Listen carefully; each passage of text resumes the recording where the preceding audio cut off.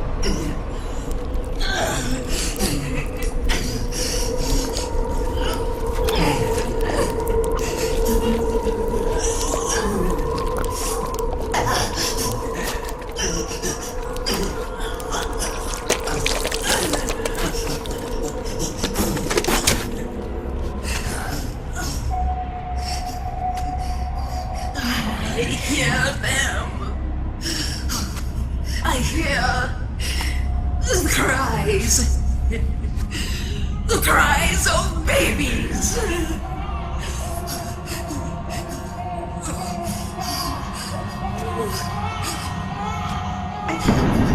Stop it! Stop crying! Please! Please stop crying!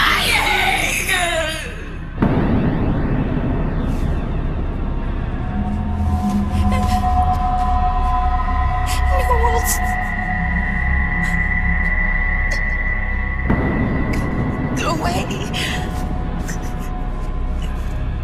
Don't come any closer.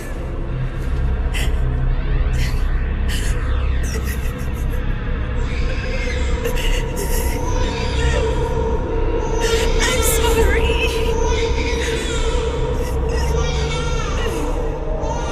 I was so scared.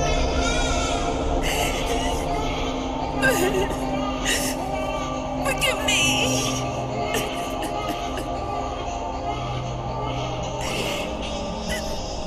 I'm sorry.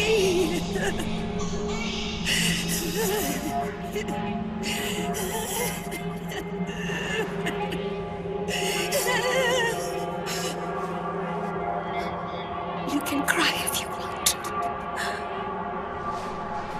Cry if you need to.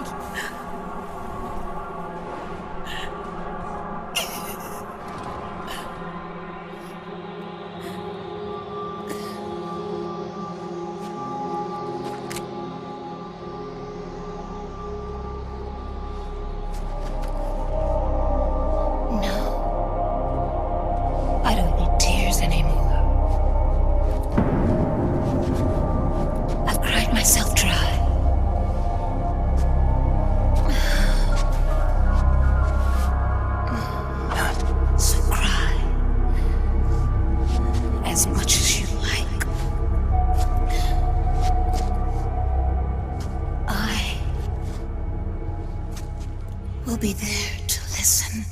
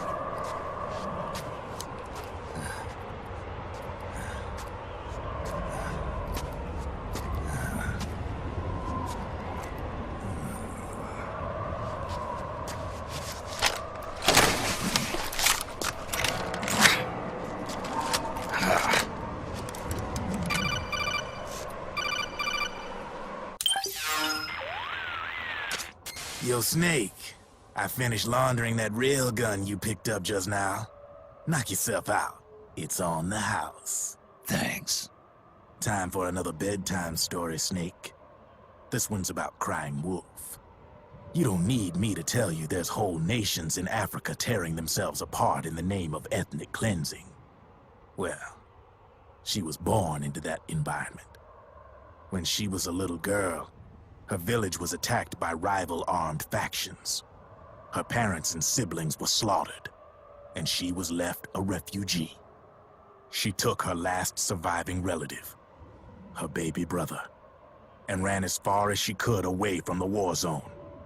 One day, they came across an enemy unit, so she took her brother and hid in an abandoned shack.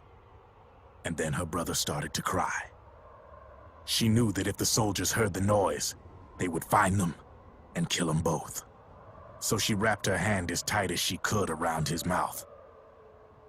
As the footsteps gradually went away, she came back to her senses.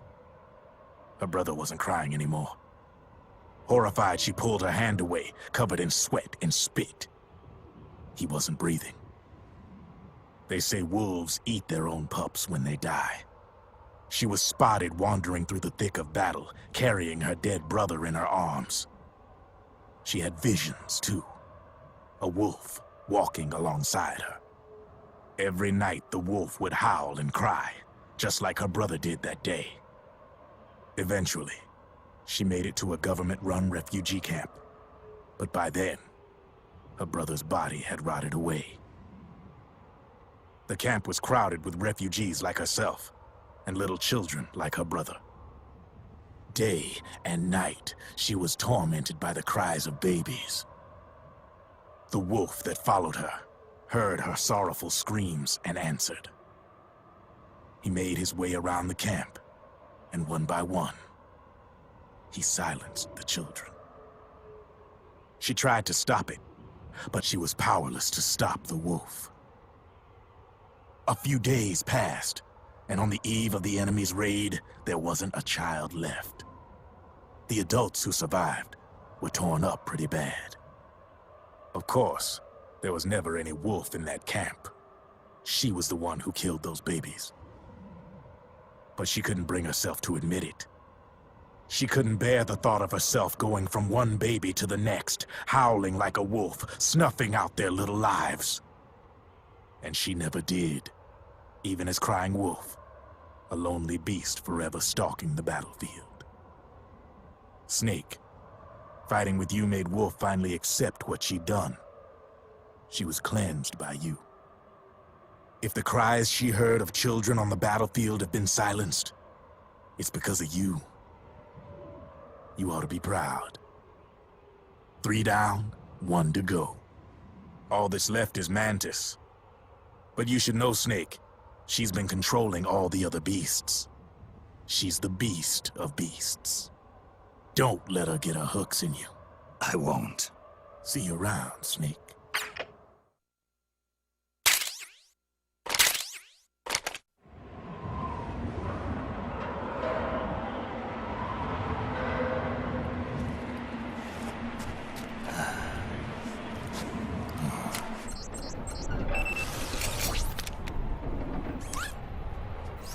Welcome home, Wolf.